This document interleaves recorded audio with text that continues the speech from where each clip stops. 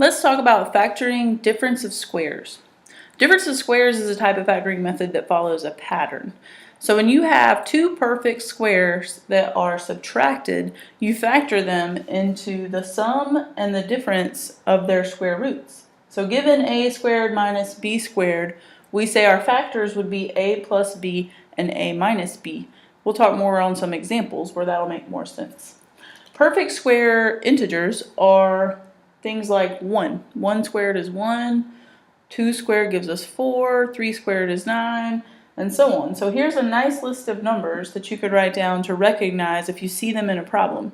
These are all perfect squares, 1 to 100. So 1 squared, 2 squared, 3 squared, 4 squared, 5 squared, and so on. And then past it, we have 11 squared is 121, 12 squared is 144, 13 squared is 169, and so on. So you can make your list longer than mine, but these are just some good ones to start with. You'll see a lot of these numbers in examples that deal with the difference of squares. But just because you see one of these numbers does not mean it's a difference of squares problem. It's just something you need to look for. The perfect square variables you'll recognize have an even exponent, like x squared, x to the 4th, x to the 6th, x to the 8th, and so on. But normally they don't get too big. They stay around x squared or x to the 4th with the problems we work with. Now let's look at some examples.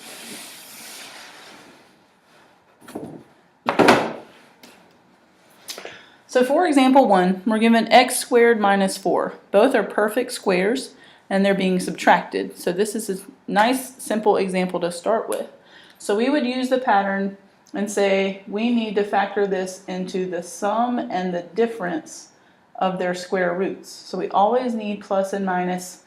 The square root of x squared is x, because thinking of multiplying, x times x would give us back x squared, so we can always check ourselves.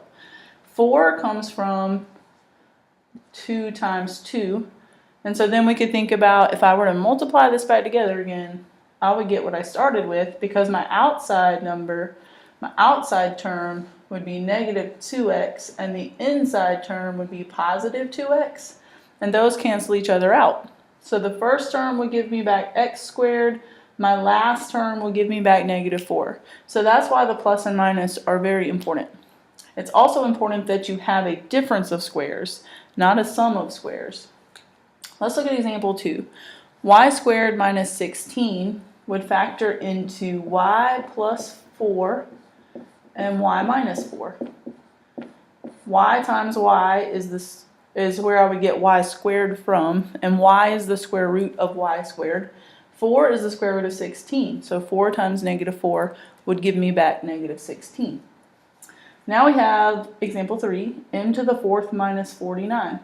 So m to the 4th comes from m squared times m squared. Remembering our exponent rules, they would add back together again to give you the 4. So 2 plus 2 would give me back 4.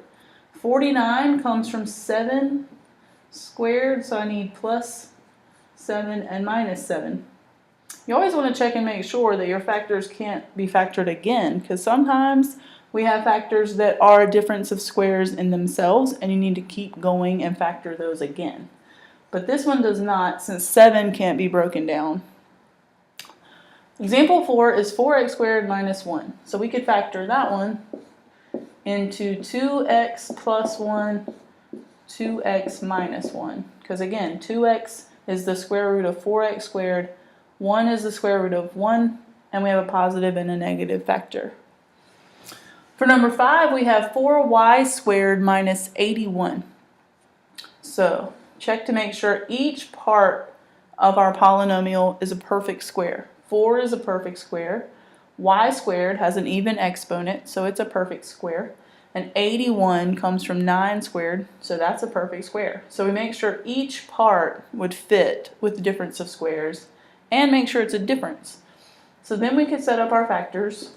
We have a positive and a negative, and you can write negative and positive, you just need one of each. So 4y squared comes from 2y times itself. 81 comes from 9 times 9. So that would be our factors. Let's look at this last example.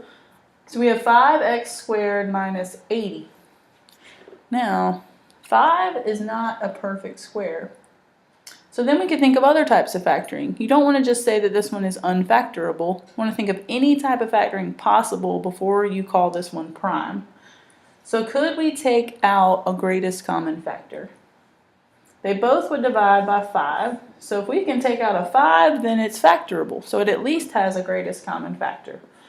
We'd have left x squared minus 16, because 80 divided by 5 gives me 16. And then we have a difference of squares left over, so we could factor that into, keep 5 out front. Now we get x plus 4 and x minus 4. The 5 is important because remember, if we multiply everything back together again, we should come all the way back to our original polynomial. Now let's look at a few more that I call multi-step examples. So what if you have a difference of squares, but something comes up that makes you have more than one step? Because a lot of our examples were just one step on that first board. So number 1, it's a difference of squares. X to the 4th has an even exponent, and 1 is perfect in almost every way. They don't call it number 1 for no reason. So we could factor our binomial into x squared minus 1, x squared plus 1, and we think we're finished, but we're not, because x squared minus 1 is still a difference of two perfect squares, so we have to factor that further. It's like when you're working on a puzzle and you open the box and there's some pieces stuck together and you get all excited, but you know deep down inside you're kind of cheating because you really haven't worked the whole puzzle if you leave those pieces stuck together. So with factoring, we always want to make sure we take apart all the pieces. That is our goal. So I've got to take this piece apart. Now in my answer, I can go ahead and bring down x squared plus 1. That one does not factor any further, but I need to make sure I bring it down as part of the answer. But this first binomial could factor one more time into x plus 1, x minus 1, and then I end up with 3 factors in my answer. But if you don't bring that one down, or if you try to factor that one, you would have the wrong factors, because that one's a sum of two perfect squares, and we don't break that down. Let's look at the second example. We have 5x cubed minus 125x.